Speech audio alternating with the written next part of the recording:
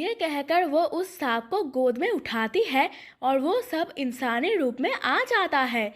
नागिन चुड़ैल सोनू की तरफ देखती है और कहती है, तुमने मेरे बेटे को मारा, मैं तुम्हें जिंदा नहीं छोड़ूंगी। आज नाग पंचमी है, नहीं तो मैं तुझे आज ही मार देती। तेरे पास सिर्फ आज का दिन है, कल तुझे मार कर तेरे रक्त से स्नान करूंगी। सोनू बहुत डर जाता है और वहां से भाग जाता है। क्या हुआ सोनू, तुम इतने डरे हुए क्यों हो? रामू जल्दी भागो, गांव जाकर सब बताता हूँ। दोनों गांव की तरफ लौट आते हैं और सोनू सभी बातें गांव वालों को बताता है। बेटा सोनू, ये क्या अनर्थ कर दिया तुमने? मैंने तुम्हें वहां जाने को मना किया था ना? मैंने जानबूझकर उसको नहीं मारा, लेकिन अब वो मुझे नहीं छोड़ेगी और मुझे मार डालेगी। बेटा इसका एक उपाय है। क्या उपाय है? मैं सब करने को तैयार हूँ। गांव से कुछ दूरी पर पहाड़ी पर एक तांत्रिक बाबा रहते हैं। वो जादुई विद्या जानते हैं, हमें उनसे बात करनी चाहिए। सही कहा काका, मैं अभी जाकर तांत्रिक बाबा को लाता हूँ। वैसे भी हमारे पास कम समय है। सोनू ये कहकर तांत्रिक बाबा के पास चला जाता है। कुछ समय बाद रामू तांत्रिक बाबा को गांव लाता है और उन्हें सभी बातें बताता है। तांत्रिक बाबा कुछ देर सोचने के बाद कहता है, वो नागिन चुड़ैल बहुत शक्तिशाली है, लेकिन मैंने अपनी तपस्या और साधना से ऐसी चुड़ैल बनाई है जो बहुत शक्तिशाली है। बाबा अपनी शक्तियों से उस चुड़ैल को बुलाते हैं। चुड़ैल प्रकट होती है। तब जाओ और अपनी शक्तियों से उस नागिन चुड़ैल को मार दो। चुड़ैल बाबा की आज्ञा मानकर उस चुड़ैल को मारने को चली जाती है। अच्छा, तो गांव वालों ने तुझे भेजा है मुझे मारने के लिए? क्या तुम नहीं जानते मेरे पास नागिन और चुड़ैल दोनों की शक्तियां हैं? ऐसी बात है तो मैं भी बाबा की कड़ी तपस्या और साधना से बनी हूँ। यह कहकर दोनों में काफी लड़ाई होती है, लेकिन अधिक शक्तिशाली होने के कारण नागिन चुड़ैल अपनी शक्तियों से उस चुड़ैल को भस्म कर देती है।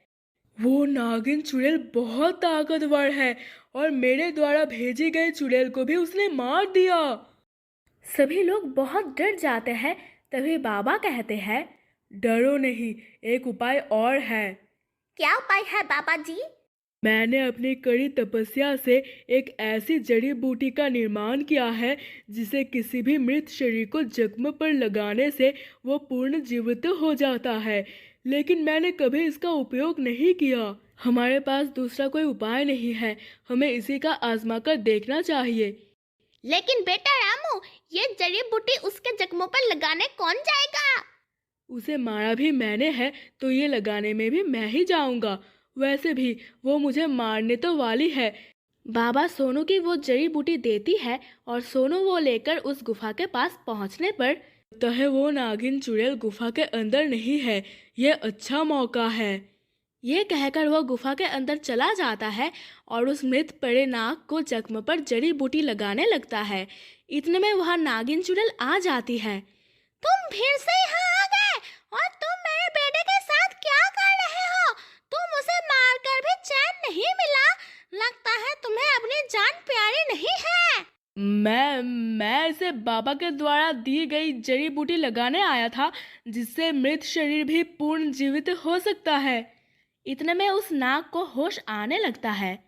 माँ तुम कहाँ हो? ये सुनकर नागिन चुड़ैल उसके पास आती है और उसे गोद में उठाकर कहती है, मेरे बेटे, मैं यही हूँ तुम्हारे पास। उसे जीवित देखकर नागिन चुड़ैल बहुत खुश हो जाती है और सोनू से कहती है, जाओ, मैंने तुम्हें क्षमा किया। तुमने मेरे बेटे को जीवित कर दिया, अब मैं तुम्हें नहीं मारूंगी। मुझे क्षमा करे, मैंने जानबूझकर आपके बेटे को नहीं मारा। मैं आपसे एक वचन चाहता हूँ। मांगो, तुम्हें क्या वचन चाहिए? मैं बस यही चाहता हूँ कि आप गांव के लोगों की हानि ना पहुँचाए। ठीक है, जंगल में आने वाले लोगों को मैं कुछ नहीं करूँगी, लेकिन बदले में तुम्हें भी मुझे एक वचन देना होगा। जी बोलिए, आपको क्या वचन चाहिए? कोई भी गांव वाला मेरे गुफा के पास नहीं आएगा और ना ही मुझे और मेरे बेटे को हानि पहुंचाएगा। सोनू उसको वचन देता है और गांव की तरफ लौट आता है। दोस्तों, तो कैसी लगी आपको हमारी कहानी? अगर आपको यह कहानी पसंद आई तो ये वीडियो को लाइक करें, अपने दोस्तों के साथ शेयर करें और चैनल को सब्सक्राइब करना ना भूलें। मिलते हैं अगली वीडियो में, तब तक के लिए बाय बाय।